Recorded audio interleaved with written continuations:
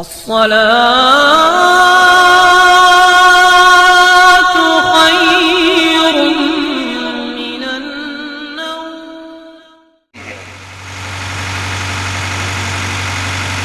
اس طرح سے جب تک ہم کپڑے نہیں کروا لیتے کسی بیوہ کو ایک وقت کا کھانا تک ہم نہیں دیتے. خدا مہربانی کرو میرے نبی کا اخلاق دیکھو. اسلام کا ابتدائی دور ہے. ایک عورت بیوہ ہوئی,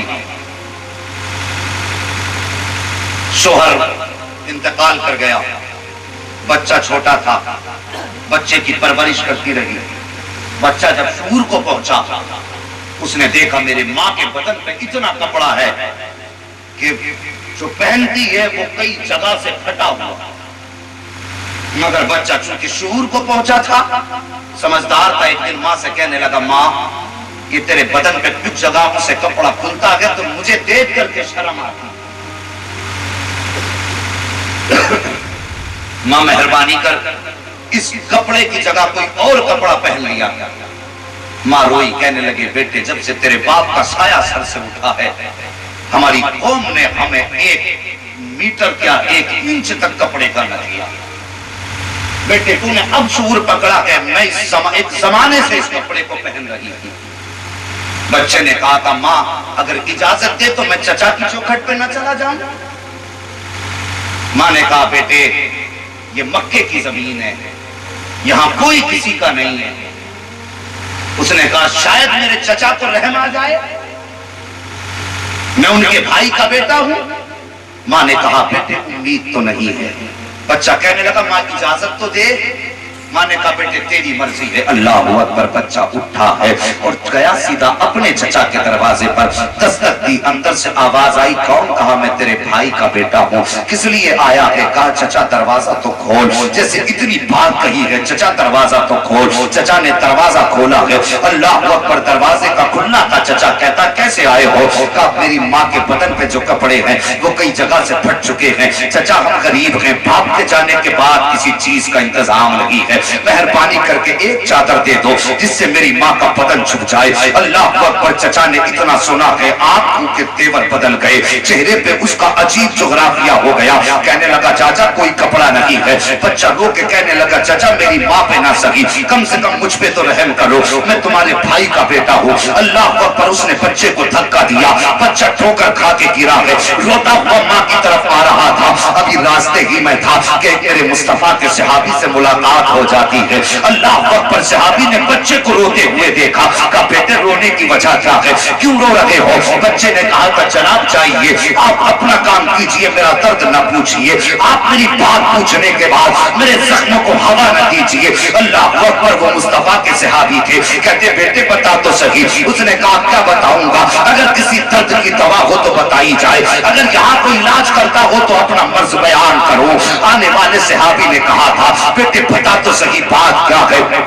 بچے نے اتنا سنا, کہتا سنو جی جناب بات یہ ہے ہم یتیم ہے, ہماری ماں بیوہ ہے, غریب ہے, ہماری ماں کے بدن پر اتنا کپڑا ہے جو ہے وہ کئی جگہ سے پھٹا ہوا ہے. چچا کے دروازے گیا تھا ایک چادر لینے کے لیے, لیکن چچا نے دھکا دے کے واپس کر دیا. اتنا سننا تھا. صحابی مسکرانے لگ جاتے ہیں. وہ کہتا حضرت میں نے پہلے کہا تھا میرا درد میرے سینے میں رہنے دو, تم میری بات سن کے ہنس رہے ہو, میرے درد کا اندازہ نہیں ہے.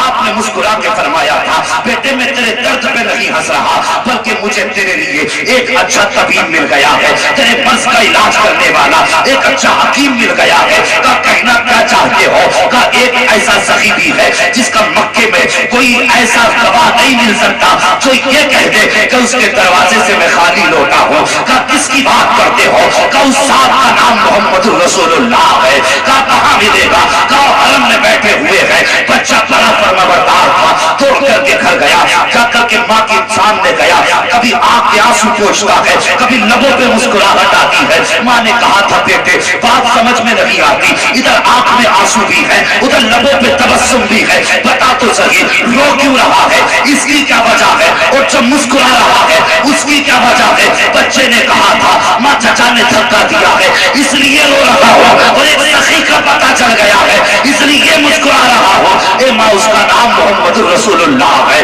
جیسی ماں نے اتنا سنا ہے کہا تھا بیٹے اس کے پاس مت چلے جانا. سنا یہ ہے کہ جب کوئی اس کے پاس چلا جاتا ہے تو وہ اسی کی بولی بولنے لگ جاتا ہے. جب اس سے بات کر لیتا ہے تو وہ اس کا کلمہ پڑھنے لگ جاتا ہے. بچہ کہتا ہے ماں مجھے اس کا کلمہ نہیں پڑھنا ہے, میں تو صرف چادر لینے کے لیے جاؤں گا. اللہ اکبر. اور مصطفیٰ کے امتیوں ذرا اس بات کو یہاں سے نہیں بلکہ یہاں سے سن کر کے جانا, اس لیے کہ انداز بیان میرا بہت شوق نہیں ہے شاید کہ اتر جائے تیرے دل میں میری بات. بچے نے کہا تھا ماں مجھے کلمہ نہیں پڑھنا ہے, مجھے تو جا کے اس سے چادر لانی ہے. ماں نے کہا تھا بیٹے سنا ہے کہ وہ پہلے کلمہ پڑھاتا ہے پھر بات مانگتا ہے. بچہ کہتا ماں اجازت تو دے, تیرے سر کی قسم کھاتا ہو چادر ملے گی تو لاؤں گا لیکن کلمہ پڑھ کے نہیں آؤں گا. بچہ دوڑ کر کے گیا. جیسے حرم شریف کے دروازے پہ پہنچا ہے اس نے جا کے میرے نبی کا نام لے کر کے آواز دی ہے, جیسے سرکار کا نام لے کر کے آواز دی.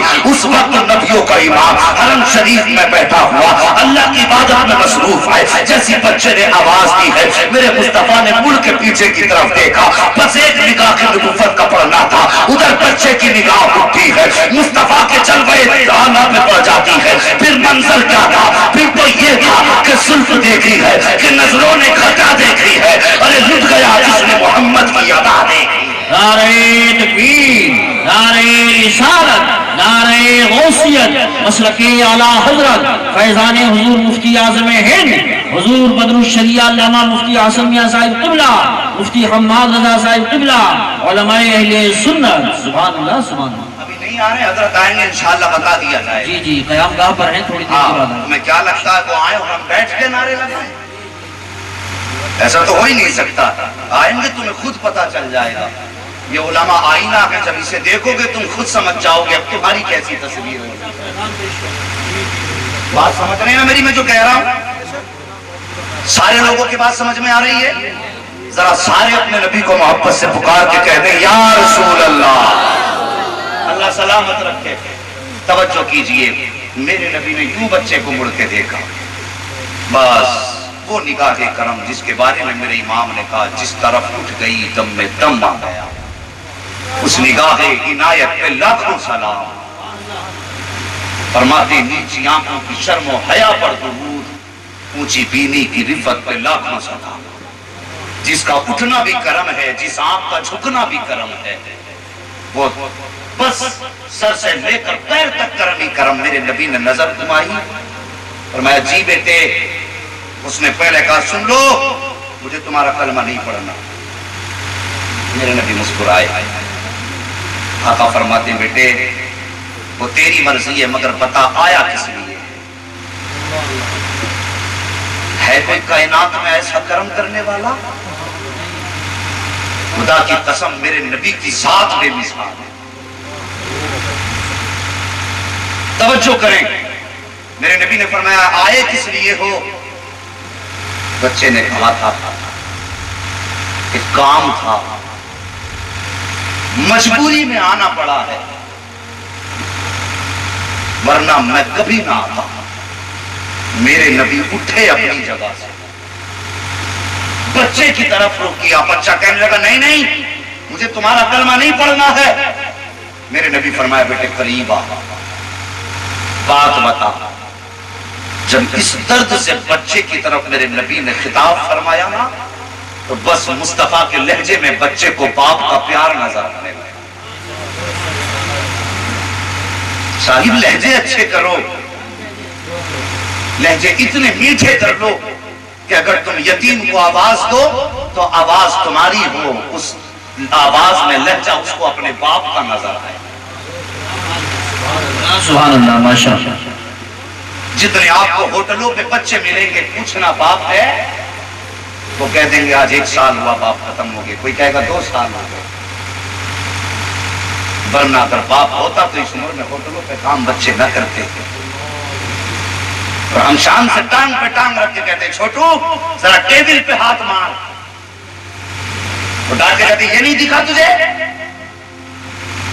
تو یار لہجے اچھے کر. اس کو کسی خوشی نے یہاں نہیں پہنچایا, اس کی کوئی مجبوری ہے جس نے بچپن میں مزدوری کی لگام تھما دی ہے, یا تو اسے بہن کی بھوک نے یہاں تک پہنچایا ہے یا پھر ماں کی حیا نے اسے مزدور بنا. اور تیرے لہجے میٹھے نہیں ہوتے اور پھر کہتے مرتے ہی جنت میں جائیں گے. اگر کہیں یتیم دیکھو ہوٹل پہ جب تمہارے آگے 6 طرح کے کھانے رکھے ہوں تو وہ جو صبح سے شام تک ہوٹل پہ کب دھویا کرتا ہے اسے قریب بلا کے اس کی گردن میں ہاتھ ڈال کے کبھی یہ بھی پوچھ لیا کرو بیٹے تم نے صبح سے کچھ کھایا ہے کہ نہیں کھایا ہے. اگر نہیں کھایا تو آ ادھر منہ کر اپنے ہاتھ سے لقمہ بناؤ اس کے منہ میں ڈال دو اور جب چلنے لگو 50 روپے 20 روپے یتیم کی جیب میں چپکے سے ڈال دو. خدا کی قسم جب گھر جائے گا ماں پوچھے گی بیٹے آج تو ابھی مہینہ نہیں ہوا ہے تنخواہ کا دن بھی نہیں ہے یہ پیسے کہاں سے لایا ہے تو وہ رو کے کہے گا ماں آج ایک ہوٹل پہ شخص آیا تھا جس کے لہجے میں باپ کا پیار تھا جس کی اداؤں میں باپ کی شفقتیں تھی. جب اس نے باپ کہا تھا مجھے باپ کا چہرہ یاد آ گیا تھا. اے ماں دیا اس نے تھا میرے باپ کی نظر آ رہی. سبحان اللہ ماشاءاللہ بہت خوب بہت اچھا پیغام. ایسے لہجے بناؤ. ان کڑوے لہجوں میں کچھ نہیں رکھا. میرے نبی نے مسکرا کر فرمایا بیٹے بات کیا ہے. اس نے پھر اتنا سنا آنکھیں بھر آئیں رویا بچہ اور رو کے کہتا ہے ساری داستان جب اس نے سنائی نا تو خدا کی قسم میرے نبی کی آنکھیں برسنے لگی. آج ہمارے مزاج ہیں دوسرے کے غم رو کے سنتے ہیں ہنس کے اڑاتے ہیں. یار غم کے شریک بنو مذاق مت اڑایا کرو. میرے نبی نے سنا نبوت والی آنکھیں برفی سرکار نے یوں کاندھے سے چادر اتاری اور جب بچے کی طرف بڑھائی بچہ کہنے لگا مجھے کلمہ نہیں پڑھنا ہے تمہارا.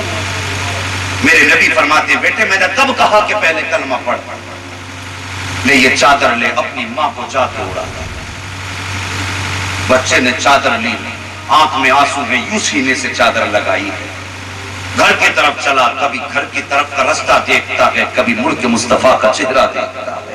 سبحان اللہ ماشاءاللہ. قدم بڑھاتا ہے پھر مڑ کے مصطفیٰ کا چہرہ دیکھتا ہے پھر بڑھتا ہے پھر مصطفیٰ کا چہرہ دیکھتا ہے. آخر جب دروازے سے حد سے باہر نکلا دوڑ لگائی دروازے پہ پہنچا. ماں نے کہا بیٹے کیا لایا ہے؟ کہا ماں چادر لے کے آ گیا ہوں. ماں نے کہا تھا بیٹے کہیں تو اس کا کلمہ تو پڑھ کے نہیں آیا.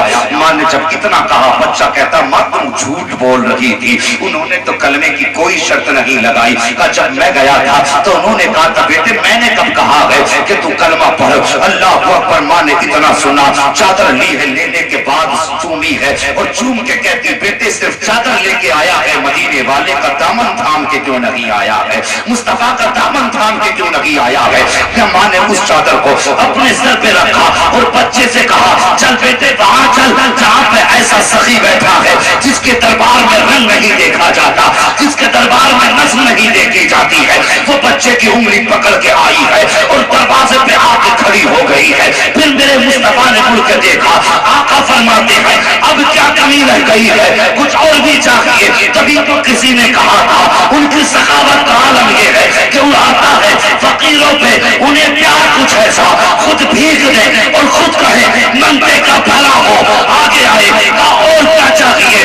اس نے کہا حضور صرف چادر نہیں چاہیے ہاتھ بڑھائیے کلمہ پڑھائیے. اللہ اکبر. اس نے کلمہ پڑھا ہے. ادھر بریلی کے امام نے کہا ہے کون دیتا ہے کہنے کو منہ چاہیے کہنے والا ہے سچا ہمارا. نعرہ تکبیر اللہ اکبر. یا رسول اللہ یا غوث یا علی زندہ باد زندہ باد. اللہ اکبر. یا رسول اللہ سبحان اللہ. بہت اچھا.